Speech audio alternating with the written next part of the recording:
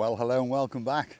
Thanks for coming back. Sitting on a mountainside in Tala. A little bit dark because it's early, very, very early in the morning. Yes, it's only 20 past 7.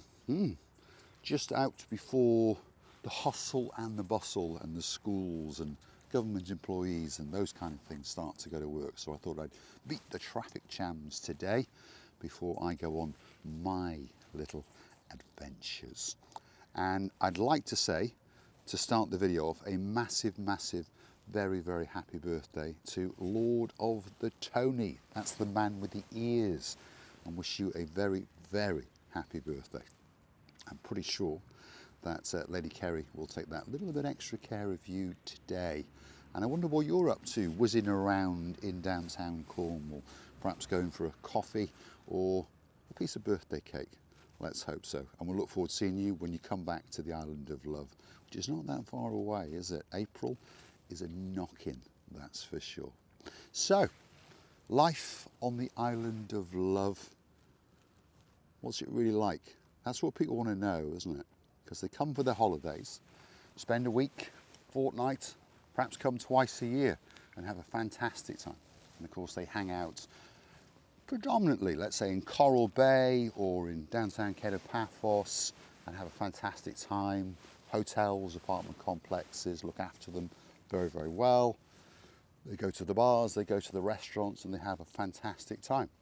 But what's it really like if you are considering to relocate to Cyprus, perhaps for the rest of your life? I'm thinking of the bad points. Bad points. Well, there's a rush hour traffic at around about 20 past-ish 7 until about 7:45 in the morning. I mean, there's traffic all day, obviously, but that in Paphos is the peak time because the kids have to get to school and lots of mums and dads are dropping those kids off then before they start work at, let's say, 8 o'clock. So you've got this craziness and bedlam in and around the suburbs on the outskirts of Paphos, isn't it? Central Paphos is not too busy until around about 8:45 when all the shops and businesses start to open. And then, of course, everyone is conversing into Central Paphos. Paphos, that probably starts to get a little bit busy at around about 10-ish. And that's when deliveries and people start venturing out, isn't it?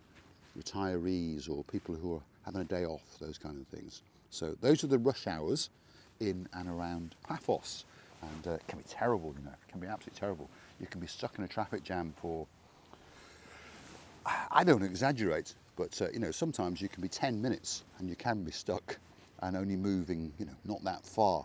Reminds me of downtown Chester, where in my time, I think it's got worse now, it could be half an hour to get yourself over the bridge into central Chester. Now, I understand, and I'm not laughing at people if you live in Manchester or London, that your congestion obviously is a bit longer, shall we say. A bit of a grin on my face, obviously. So that could be one of the reasons why you want to leave the place where you live. Not that you hate the place where you live, but daily life causes lots of stresses and lots of strains and costs a lot of money as well, doesn't it? So perhaps start looking into relocating to somewhere with a slightly more relaxed attitude. And Cyprus, Paphos in particular, is one of those places.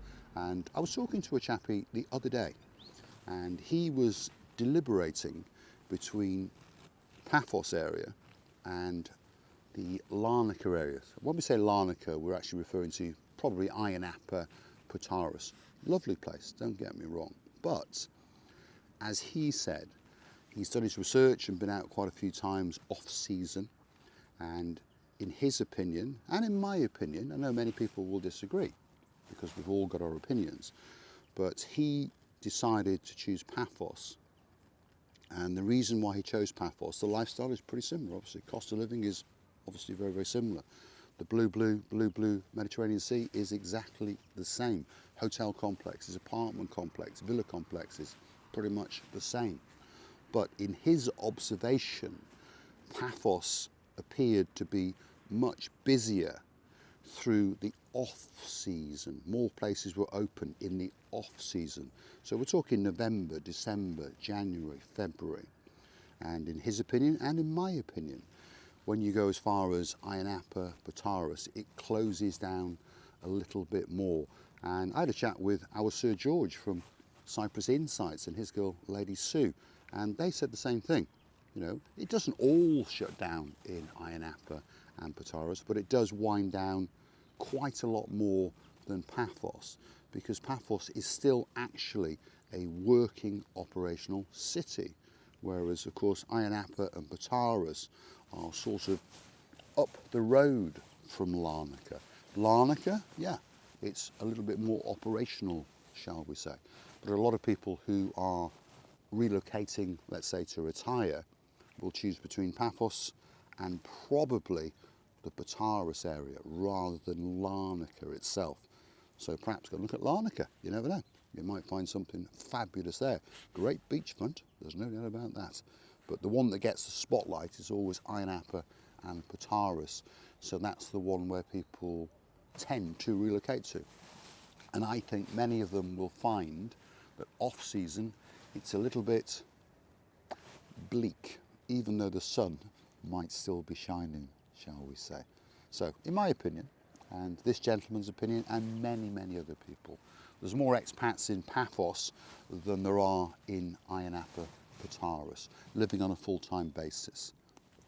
In the peak season of summer, the game changes a little bit. Yes, Ayia Napa does get more tourists, Patarus does get more tourists, but there's not much in it anymore. So, if you are looking for a fabulous place to relocate to, perhaps you're not ready to retire yet, or perhaps you are ready to retire, Paphos, yeah, it is at the top of its game. And like I say, I came here 16 years ago. I was quite a young man then, now I'm an old man. But 16 years ago, I got on a big bird and jetted into Paphos Airport. The story behind that, why did I come to Cyprus? I'd never been to Cyprus before in my life. Hadn't really heard that much about the place, but I remember we once did a job for a lady who told me she was going to go and retire to Paphos in Cyprus. Didn't mean a lot.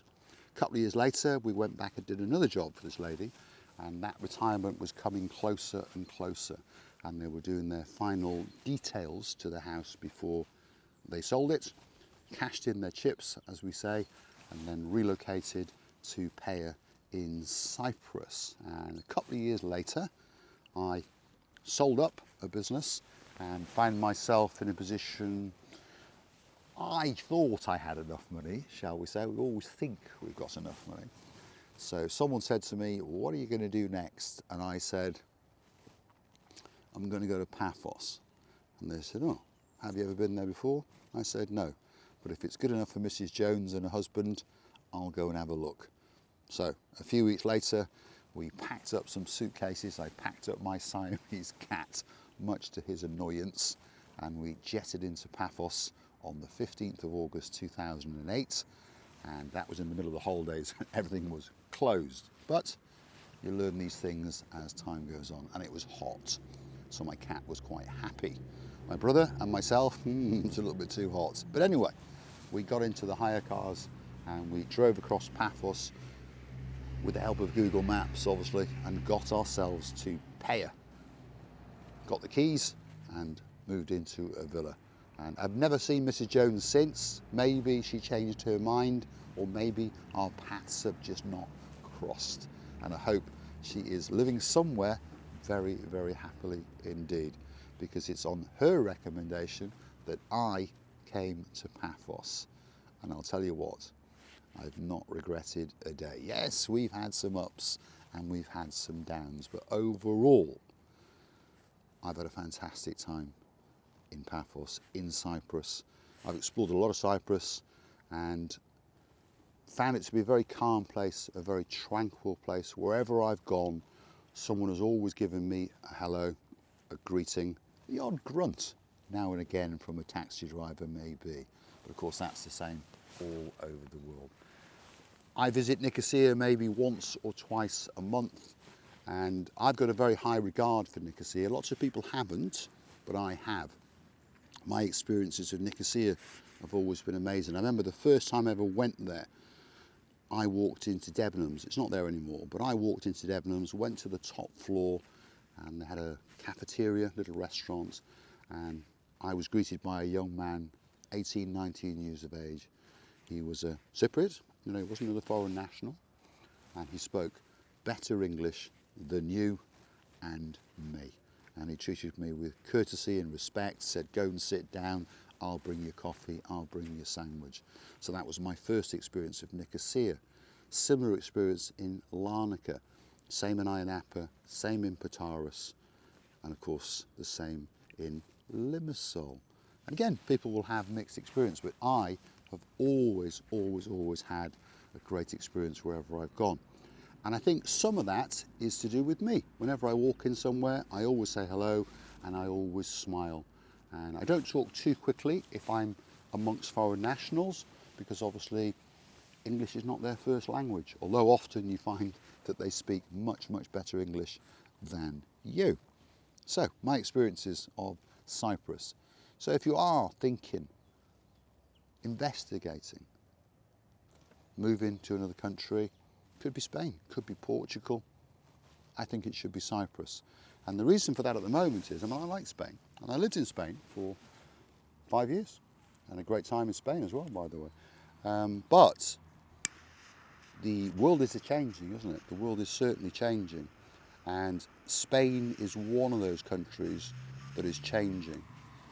Hopefully they give themselves a slap, and hopefully they sort themselves out. But the press and people who've been there to the islands as well around Spain have been coming in for some grief off some of the locals, and we've talked about this before, because I understand, I'm not stupid, well I am actually, but we do understand that property prices, for example, cost of living in these countries has gone up, but to blame tourism for that fact, it's a little bit stupid and a little bit short-sighted, because without the tourism you wouldn't be in the position that you're in.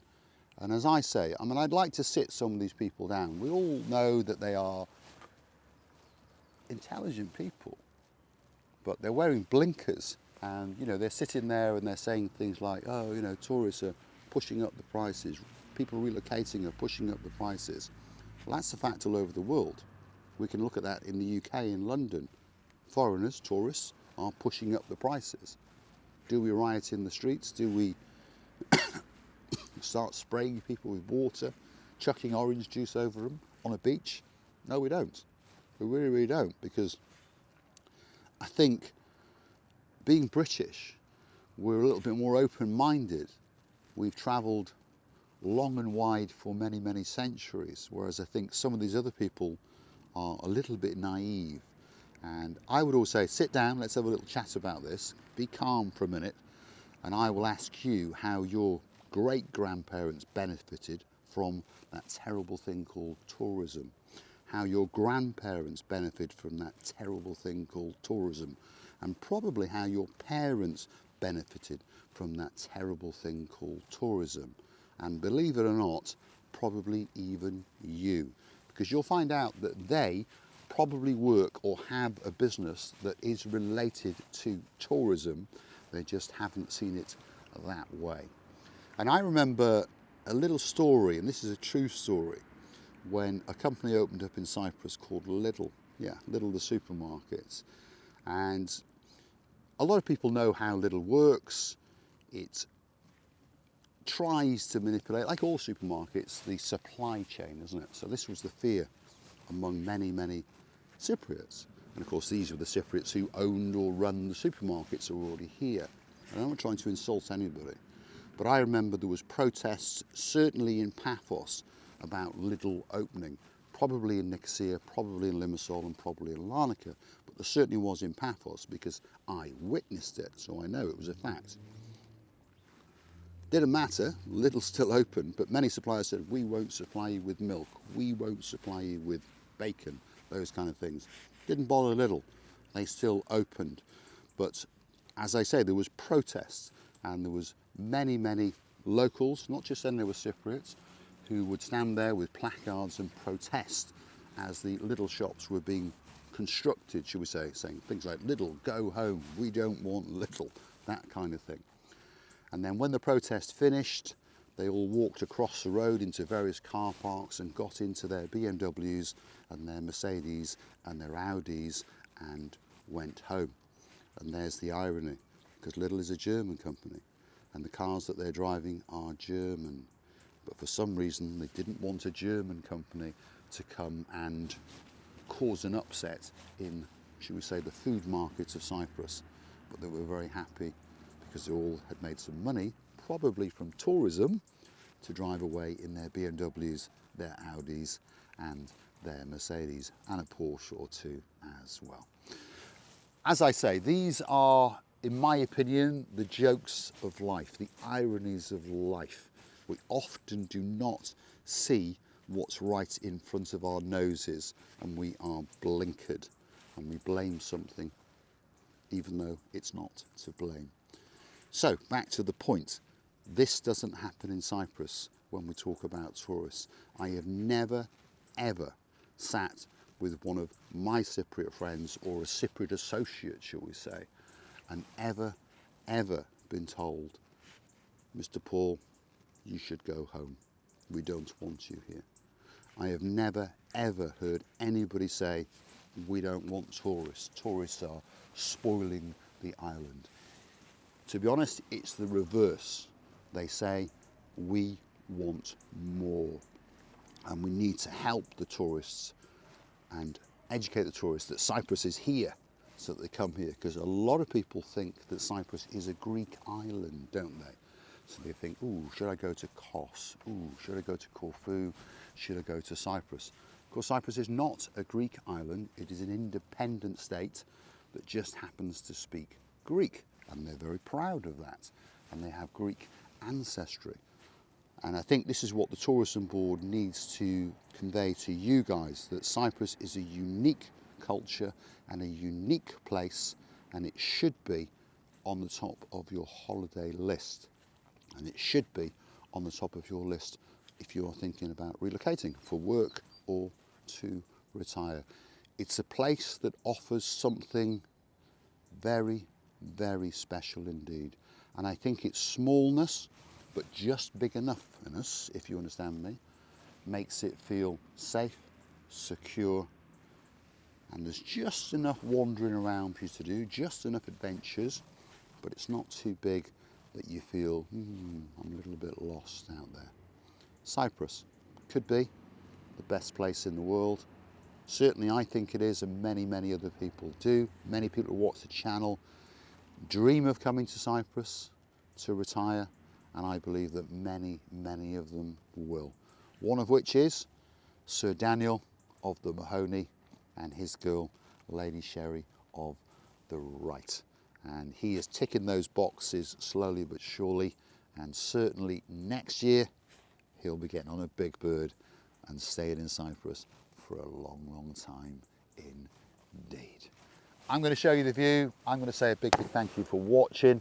Hopefully you'll come and join me again very soon indeed. Slowly but surely the light is coming through and the sun is going to burn away this little bit of mistiness, shall we say.